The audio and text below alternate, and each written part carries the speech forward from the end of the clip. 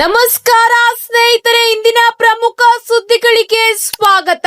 LPG gas ಗ್ರಾಹಕರಿಗೆ ಹೊಸ ನಿಯಮ ಜಾರಿ. ಕೇಂದ್ರ ಸರ್ಕಾರದಿಂದ ಬಿಗ್ ಶಾಕಿಂಗ್ ನ್ಯೂಸ್. ಗೃಹಲಕ್ಷ್ಮಿ ಯೋಜನೆಯ ಅಡಿಯಲ್ಲಿ ಫಲಾನುಭವಿಗಳಿಗೆ ಇನ್ನು ಮುಂದೆ ಸಿಗುವುದಿಲ್ಲ 2,000 ರೂಪಾಯಿ. ಹೊಸ ಅಪ್ಡೇಟ್ ಏನು ಬಂದಿದೆ, ಕಂಪ್ಲೀಟ್ ಡೀಟೇಲ್ಸ್ ಸಿಗುತ್ತದೆ. ಇದೇ ಅಷ್ಟೇ ಅಲ್ಲ, ಅನ್ನಭಾಗ್ಯ ಯೋಜನೆಯ ಫಲಾನುಭವಿಗಳಿಗೆ ಸಿಹಿ ಸುದ್ದಿ. ಬಿಪಿಎಲ್ ಕಾರ್ಡ್ದಾರರಿಗೆ 2 ಪ್ರಮುಖ ಮಾಹಿತಿ ಬಂದಿದೆ ಹಾಗೂ ಬಂಗಾರ ದರ ಏರಿಕೆಯ ಬಗ್ಗೆ ಮಾಹಿತಿ ಬಂದಿದೆ. ತಪ್ಪದೇ ಎಲ್ಲ ಮಾಹಿತಿ ನೋಡೋಣ. ಈ ಒಂದು ಮಾಹಿತಿನ ಪೂರ್ತಿಯಾಗಿ ನೋಡಿ. ಮಾಹಿತಿ ಇಷ್ಟವಾದಲ್ಲಿ ಲೈಕ್ ಮತ್ತು ಶೇರ್ ಮಾಡುವುದನ್ನು ಕೂಡ ಮರೆಯಬೇಡಿ. ಹಾಗಾದ್ರೆ ಬನ್ನಿ ವೀಕ್ಷಕರೇ, ಮೊದಲನೆಯ ಒಂದು ಮಾಹಿತಿ ಏನಂದು ನೋಡೋಣ. ದೇಶದಲ್ಲಿ ಈಗಾಗಲೇ ಗೃಹ ಬಳಕೆಯ ಎಲ್ಪಿಜಿ ಸಿಲಿಂಡರ್ ಬೆಲೆ ಏರಿಕೆಯಿಂದ ತತ್ತರಿಸುವ ಸಾಮಾನ್ಯ ಗ್ರಾಹಕರಿಗೆ ಕೇಂದ್ರ ಸರ್ಕಾರವು ಮತ್ತೊಂದು ದೊಡ್ಡ ಆಘಾತ ನೀಡಿದೆ. ಬಡತನ ರೇಖೆಗಿಂತ ಕೆಳಗಿರುವ ಕುಟುಂಬಗಳ ಮಹಿಳೆಯರಿಗೆ ಉಚಿತ ಗ್ಯಾಸ್ ಸಂಪರ್ಕ ಕಲ್ಪಿಸುವ ಯೋಜನೆಯಾದ ಪ್ರಧಾನ ಮಂತ್ರಿ ಉಜ್ವಲ ಯೋಜನೆಯ ಅಡಿಯಲ್ಲಿ ನೀಡಲಾಗುತ್ತಿದ್ದ ಸಬ್ಸಿಡಿ ಚೌಕಟ್ಟನ್ನು ಈಗ ಕೇಂದ್ರ ಸರ್ಕಾರವು ದಿಢೀರ್ ಆಗಿ ಪರಿಷ್ಕರಿಸಿದೆ. ನೂತನ ನಿಯಮದ ಪ್ರಕಾರ ಈಗ ಪ್ರತಿ ಸಿಲಿಂಡರ್ಗೆ ನೀಡಲಾಗುತ್ತಿದ್ದ 300 ರೂಪಾಯಿ ಸಬ್ಸಿಡಿಯನ್ನು ಇನ್ನು ಮುಂದೆ ವರ್ಷದ ಮೊದಲು 4 ಮರುಪೂರ್ಣಗಳಿಗೆ ಮಾತ್ರ ಈಗ ಸೀಮಿತಗೊಳಿಸಲಾಗಿದೆ. ಹೌದು ವೀಕ್ಷಕರೇ, ಈ ಮೊದಲು ಉಜ್ವಲ ಯೋಜನೆಯ ಫಲಾನುಭವಿಗಳಿಗೆ 9 ಮರುಪೂರ್ಣಗಳಿಗೆ ಪ್ರತಿ ಸಿಲಿಂಡರ್ಗೆ 300 ರೂಪಾಯಿ ಸಬ್ಸಿಡಿ ನೀಡಲಾಗುತ್ತಿತ್ತು. ಆದರೆ ಈಗ ಕೇವಲ 4 ಸಿಲಿಂಡರ್ಗೆ ಸಬ್ಸಿಡಿ ಸಿಗಲಿದೆ ಎಂದು ಕೇಂದ್ರ ಸರ್ಕಾರ ಈಗ ಬಿಗ್ ಶಾಕಿಂಗ್ ಸುದ್ದಿ ನೀಡಿದೆ. ಹೌದು ಸ್ನೇಹಿತರೆ, ಸಿಲಿಂಡರ್ ದರ ಕೂಡ ಈಗ ಏರಿಕೆಯಾಗಿದೆ. ಇದರ ನಡುವೆ ಈಗ ಕೇಂದ್ರ ಸರ್ಕಾರ ವಾರ್ಷಿಕವಾಗಿ ಕೇವಲ 4 ಸಿಲಿಂಡರ್ಗೆ ಸಬ್ಸಿಡಿ ನೀಡಲು ಮುಂದಾಗಿದೆ. ಮೊದಲು 9 ಸಿಲಿಂಡರ್ಗೆ ಈ ಸಬ್ಸಿಡಿ ಸಿಗುತ್ತಿತ್ತು. ಇದರಿಂದಾಗಿ ಈಗ ಜನ ಸಾಮಾನ್ಯರಲ್ಲಿ ಆತಂಕ ಮೂಡಿದೆ. ಇದರ ಜೊತೆಗೆ ಮುಂದಿನ ಒಂದು ಅಪ್ಡೇಟ್ ಏನಂದು ನೋಡೋಣ. ಬನ್ನಿ ವೀಕ್ಷಕರೇ, ಗೃಹ ಲಕ್ಷ್ಮಿ ಯೋಜನೆಯ ಅಡಿಯಲ್ಲಿ ಈಗ ಮಹತ್ವದ ಬದಲಾವಣೆ ಮಾಡಲಾಗುತ್ತಿದೆ. ಕರ್ನಾಟಕ ಸರ್ಕಾರದ ಮಹತ್ವಾಕಾಂಕ್ಷಿ ಗೃಹ ಲಕ್ಷ್ಮಿ ಯೋಜನೆ ಅಡಿಯಲ್ಲಿ ದೊಡ್ಡ ಬದಲಾವಣೆ ತರಲಾಗಿದೆ. ಇನ್ನು ಮುಂದೆ ಹೀಗೆ ಮಾಡಿಲ್ಲ ಅಂದ್ರೆ ನಿಮ್ಮ ಖಾತೆಗೆ ಹಣ ಬರುವುದಿಲ್ಲ. ಹೌದು ಸ್ನೇಹಿತರೆ, ಪ್ರತಿ ಮನೆಯ ಯಜಮಾನಿಯರ ಖಾತೆಗೆ 2,000 ರೂಪಾಯಿ ಸಂದಾಯ ಮಾಡಲಾಗುತ್ತದೆ. ನೇರವಾಗಿ ಡಿಬಿಟಿ ಮೂಲಕ ಈ ಒಂದು ಹಣವು ವರ್ಗಾಯಿಸಲಾಗುತ್ತದೆ. ಇಲ್ಲಿವರೆಗೆ 30 ಕಂತುಗಳು ಫಲಾನುಭವಿಗಳ ಖಾತೆಗೆ ಸೇರಿವೆ. ಆದರೆ ಇನ್ನು ಮುಂದೆ ಎಲ್ಲರಿಗೂ ಹಣ ಸಿಗುವುದಿಲ್ಲ. ಕೇವಲ ಅರ್ಹರಿಗೆ ಮಾತ್ರ ಖಾತೆಗೆ ಹಣ ವರ್ಗಾವಣೆ ಮಾಡಲು ಈಗ ರಾಜ್ಯ ಸರ್ಕಾರ ನಿರ್ಧರಿಸಿದೆ. ಹೌದು ಸ್ನೇಹಿತರೆ, ಗೃಹ ಲಕ್ಷ್ಮಿ ಯೋಜನೆಯ ಫಲಾನುಭವಿಗಳು ಮುಂದಿನ ತಿಂಗಳು ಬಯೋಮೆಟ್ರಿಕ್ ಮಾಡಿಸಿಕೊಳ್ಳಬೇಕು. ಒಂದು ವೇಳೆ ನೀವು ಬಯೋಮೆಟ್ರಿಕ್ ಮಾಡಿಸಿಕೊಳ್ಳದೇ ಇದ್ದರೆ ಮುಂದಿನ ತಿಂಗಳು ಫಲಾನುಭವಿಗಳ ಖಾತೆಗೆ ಹಣ ಬರಲ್ಲ. ಬಯೋಮೆಟ್ರಿಕ್ ಮಾಡಿಸಿಕೊಳ್ಳಲು 5 ರೂಪಾಯಿ ಶುಲ್ಕ ಪಾವತಿಸಬೇಕಾಗುತ್ತದೆ. ಗೃಹಲಕ್ಷ್ಮಿ ಬಯೋಮೆಟ್ರಿಕ್ ಗಾಗಿ ಆಪ್ ಸಿದ್ಧಪಡಿಸಲಾಗಿದೆ. ಮುಂದಿನ ತಿಂಗಳಿಂದಲೇ ಬಯೋಮೆಟ್ರಿಕ್ ಮಾಡಿಸಿಕೊಳ್ಳುವ ಪ್ರಕ್ರಿಯೆ ಆರಂಭವಾಗಲಿದೆ. ಅರ್ಹರಿಗೆ ಮಾತ್ರ ಹಣ ಸಿಗಲಿದೆ. ಒಂದು ವೇಳೆ ಬಯೋಮೆಟ್ರಿಕ್ ಮಾಡಿಸಿಲ್ಲ ಅಂದರೆ ನಿಮ್ಮ ಖಾತೆಗೆ 2,000 ರೂಪಾಯಿ ವರ್ಗಾವಣೆ ಆಗುವುದಿಲ್ಲ. ಹೌದು ಸ್ನೇಹಿತರೆ, ಅನರ್ಹರನ್ನು ಈ ಒಂದು ಯೋಜನೆಯಿಂದ ಈಗ ತೆಗೆದುಹಾಕಲು ಮತ್ತು ಹೊಸ ಡೇಟಾಬೇಸ್ ತಯಾರಿಸಲು ಈ ಒಂದು ಹೊಸ ನಿಯಮವನ್ನು ಈಗ ರಾಜ್ಯ ಸರ್ಕಾರ ಜಾರಿ ತಂದಿದೆ. ಮುಂದಿನ ತಿಂಗಳಿಂದ ನೀವು ಎಲ್ಲಾ ಫಲಾನುಭವಿಗಳು 5 ರೂಪಾಯಿ ಕೊಡುವ ಮೂಲಕ ಬಯೋಮೆಟ್ರಿಕ್ ಮಾಡಿಸಿಕೊಳ್ಳುವುದು ಕಡ್ಡಾಯವಾಗಿದೆ. ಇದರ ಜೊತೆಗೆ ಈಗ ಅನ್ನಭಾಗ್ಯ ಯೋಜನೆಯ ಅಡಿಯಲ್ಲಿ ಫಲಾನುಭವಿಗಳಿಗೆ ಗುಡ್ ನ್ಯೂಸ್ ಬಂದಿದೆ. ಅನ್ನಭಾಗ್ಯ ಯೋಜನೆಯ ಅಡಿಯಲ್ಲಿ ಮೇ ಮತ್ತು ಜೂನ್ 2026ರ 2 ತಿಂಗಳ ಆಹಾರ ಧಾನ್ಯವನ್ನು ಜೂನ್ 2026 ತಿಂಗಳಲ್ಲಿ ವಿತರಿಸಲು ಸರ್ಕಾರ ನಿರ್ದೇಶನ ನೀಡಿದೆ.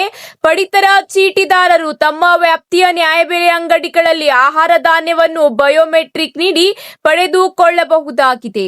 ಹೌದು ಸ್ನೇಹಿತರೆ, ಸ್ನೇಹಿತರೆ, ಅನ್ನಭಾಗ್ಯ ಯೋಜನೆಯ ಅಡಿಯಲ್ಲಿ ಮೇ ಮತ್ತು ಜೂನ್ ತಿಂಗಳಲ್ಲಿ ಅಂತ್ಯೋದಯ ಪಡಿತರ ಚೀಟಿ ಹೊಂದಿರುವ ಮತ್ತು ಬಿಪಿಎಲ್ ರೇಷನ್ ಕಾರ್ಡ್ ಹೊಂದಿರುವ ಫಲಾನುಭವಿಗಳು ಪಡಿತರ ಪಡೆಯಲು ಅವಕಾಶ ನೀಡಲಾಗಿದೆ. ಕೆಲವೊಂದು ಜಿಲ್ಲೆಗಳಲ್ಲಿ ರಾಗಿ ಮತ್ತು ಜೋಳ ಕೂಡ ವಿತರಿಸಲಾಗುತ್ತಿದೆ ಎಂಬ ಮಾಹಿತಿ. ಇದರ ಜೊತೆಗೆ ಈಗ ಆರೋಗ್ಯ ಸಚಿವ ಯುಟಿ ಖಾದರ್ ಅವರು ಮಹತ್ವದ ನಿರ್ಧಾರ ತೆಗೆದುಕೊಂಡಿದ್ದಾರೆ. ಹೌದು ಸ್ನೇಹಿತರೆ, ಬಿಪಿಎಲ್ ಕಾರ್ಡ್ದಾರರಿಗೆ ಉಚಿತ ಹಾಗೂ ಎಪಿಎಲ್ ನವರಿಗೆ 70% ಉಚಿತ ಮತ್ತು 30% ವೆಚ್ಚವನ್ನು ರೋಗಿ ಭರಿಸುವ ವ್ಯವಸ್ಥೆ ಇತ್ತು.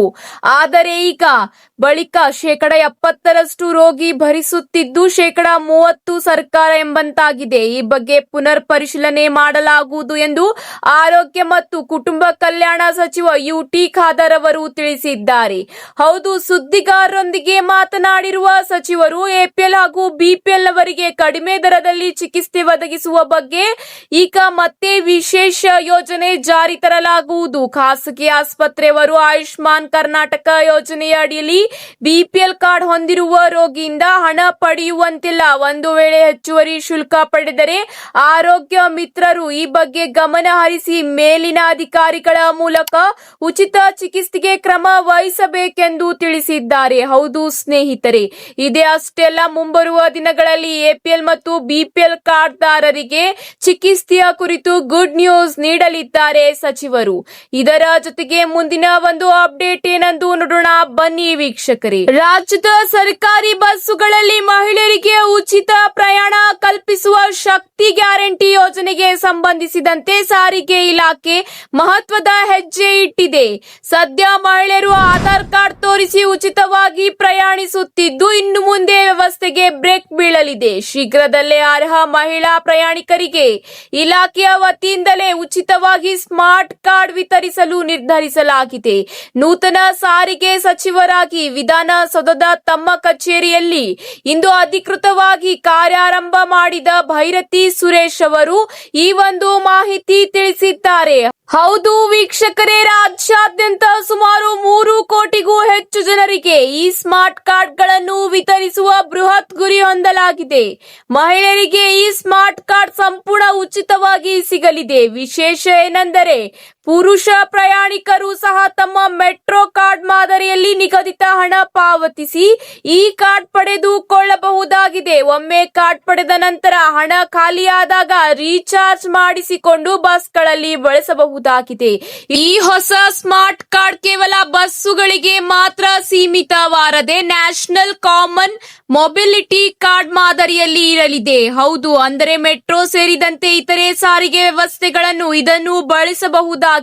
ಈ ಕಾರ್ಡ್ನಲ್ಲಿ ಪ್ರಯಾಣಿಕರ ಸಂಪೂರ್ಣ ಮಾಹಿತಿ ಇರುವ ಸ್ಮಾರ್ಟ್ ಚಿಪ್ ಇರಲಿದ್ದು ಈ ಕೆವೈಸಿ ಮಾಡಲಾಗುತ್ತಿದೆ ಎಂಬ ಮಾಹಿತಿಯನ್ನು ಸಚಿವರು ತಿಳಿಸಿದ್ದಾರೆ. ಇದರ ಜೊತೆಗೆ ಈಗ ಮುಂದಿನ ಒಂದು ಅಪ್ಡೇಟ್ ಏನೆಂದು ನೋಡೋಣ ಬನ್ನಿ ವೀಕ್ಷಕರೇ. ಹಲವು ದಿನಗಳ ನಂತರ ಚಿನ್ನದ ಬೆಲೆ ಮೊದಲ ಬಾರಿಗೆ ಹೆಚ್ಚಳಗೊಂಡಿದೆ. ಹಾಗಾದ್ರೆ ಬನ್ನಿ ವೀಕ್ಷಕರೇ, ಇಂದು ಭಾರತದಲ್ಲಿ ಮತ್ತು ಬೆಂಗಳೂರು ನಗರದಲ್ಲಿ ಚಿನ್ನ ಮತ್ತು ಬೆಳ್ಳಿ ದರ ಎಷ್ಟಿದೆ ಎಂಬ ಸಂಪೂರ್ಣವಾದ ಮಾಹಿತಿ ನೋಡೋಣ. ಬೆಂಗಳೂರಿನಲ್ಲಿ ಚಿನ್ನ 24 ಕ್ಯಾರೆಟ್ನ 1 ಗ್ರಾಂ ಬೆಲೆ 15,316 ರೂಪಾಯಿ ಆಗಿದೆ. 22 ಕ್ಯಾರೆಟ್ 1 ಗ್ರಾಂ ಚಿನ್ನದ ಬೆಲೆ 14,040 ರೂಪಾಯಿ ಆಗಿದೆ. ಹೌದು ಸ್ನೇಹಿತರೆ, ಇದೇ ರೀತಿ ಭಾರತದ ಪ್ರಮುಖ ನಗರಗಳಲ್ಲಿ ಚಿನ್ನದ ಬೆಲೆ ಎಷ್ಟಿದೆ ಎಂದು ನೋಡೋಣ ಬನ್ನಿ ಸ್ನೇಹಿತರೆ.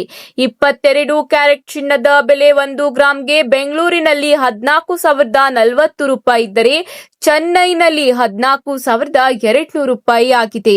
ಮುಂಬೈನಲ್ಲಿ 14,040 ರೂಪಾಯಿ ಇದ್ದರೆ ದೆಹಲಿಯಲ್ಲಿ 14,055 ರೂಪಾಯಿ ಆಗಿದೆ. ಹೌದು ಸ್ನೇಹಿತರೆ, ಇದೇ ರೀತಿ ಬೆಳ್ಳಿಯ ಬೆಲೆ ನೋಡುವುದಾದರೆ 1 ಕೆಜಿ ಬೆಳ್ಳಿಯ ಬೆಲೆ ಇಂದು 2,60,000 ರೂಪಾಯಿ ಆಗಿದೆ. ಹೌದು ಸ್ನೇಹಿತರೆ, ವಿವಿಧ ನಗರಗಳಲ್ಲಿ ಬೆಳ್ಳಿ ಬೆಲೆ ಎಷ್ಟಿದೆ ಎಂದು ನೋಡೋಣ ಬನ್ನಿ ಸ್ನೇಹಿತರೆ. ಚೆನ್ನೈನಲ್ಲಿ 1 ಕೆಜಿ ಬೆಳ್ಳಿಯ ಬೆಲೆ 2,70,000 ರೂಪಾಯಿ ಇದ್ದರೆ ದೆಹಲಿಯಲ್ಲಿ 2,60,000 ರೂಪಾಯಿ ಆಗಿದೆ. ಕೇರಳ ಮತ್ತು ಭುವನೇಶ್ವರದಲ್ಲಿ 2,70,000 ರೂಪಾಯಿಗೆ ಬೆಳ್ಳಿ ಮಾರಾಟವಾಗುತ್ತಿದೆ. ಹೌದು ವೀಕ್ಷಕರೇ, ನಿನ್ನೆ 95 ರೂಪಾಯಿ ಕಡಿಮೆಗೊಂಡಿದ್ದ ಈಗ ಬಂಗಾರದ ಬೆಲೆ ಗ್ರಾಂಗೆ 135 ರೂಪಾಯಿಯಿಂದ ಏರಿಕೆ ಕಂಡಿದೆ. ವಿದೇಶಗಳಲ್ಲೂ ಇದರ ಬೆಲೆ ಬೆಲೆಯಲ್ಲಿ ಅಲ್ಪ ಹೆಚ್ಚಳವಾಗಿದೆ. ಇನ್ನೊಂದು ಕಡೆ ಬೆಳ್ಳಿ ಬೆಲೆ ಇಂದು ಬದಲಾವಣೆಗೊಳ್ಳದೆ ಯಥಾಸ್ಥಿತಿಯಲ್ಲಿ ಕಾಯ್ದುಕೊಂಡಿದೆ. ಹೌದು ಸ್ನೇಹಿತರೆ, ಭಾರತದಲ್ಲಿ ಸದ್ಯ 10 ಗ್ರಾಂನ 22 ಕ್ಯಾರೆಟ್ ಚಿನ್ನದ ಬೆಲೆ 1,40,400 ರೂಪಾಯಿ ಆಗಿದೆ ಹಾಗೂ 24 ಕ್ಯಾರೆಟ್ ಅಪರಂಜಿ ಚಿನ್ನದ ಬೆಲೆ 1,53,160 ರೂಪಾಯಿಗೆ ಮಾರಾಟವಾಗುತ್ತಿದೆ ಹಾಗೂ ಬೆಳ್ಳಿಯ ಬೆಲೆ 100 ಗ್ರಾಂಗೆ 26,000 ರೂಪಾಯಿ ದಾಖಲಾತಿಯಾಗಿದೆ. ತಮಿಳುನಾಡು ಮತ್ತು ಕೇರಳ ಮೊದಲಾದ ಕಡೆ ಸ್ವಲ್ಪ ಜಾಸ್ತಿ ಬೆಲೆ ಆಗಿದೆ. ಇವತ್ತಿಗೆ ಇಷ್ಟೇ ವೀಕ್ಷಕರೇ, ಮತ್ತೆ ಸಿಗೋಣ ಹೊಸ ಅಪ್ಡೇಟ್ ಜೊತೆಗೆ. ಈ ಒಂದು ಮಾಹಿತಿ ಇಷ್ಟವಾದಲ್ಲಿ ಲೈಕ್ ಮಾಡಿ ಹಾಗೂ ನಿಮ್ಮ ಎಲ್ಲಾ ಸ್ನೇಹಿತರ ಜೊತೆಗೆ ಶೇರ್ ಮಾಡುವುದನ್ನು ಕೂಡ ಮರೆಯಬೇಡಿ. ಮತ್ತೆ ಸಿಗೋಣ ಹೊಸ ಅಪ್ಡೇಟ್ ಜೊತೆಗೆ. ಧನ್ಯವಾದಗಳು.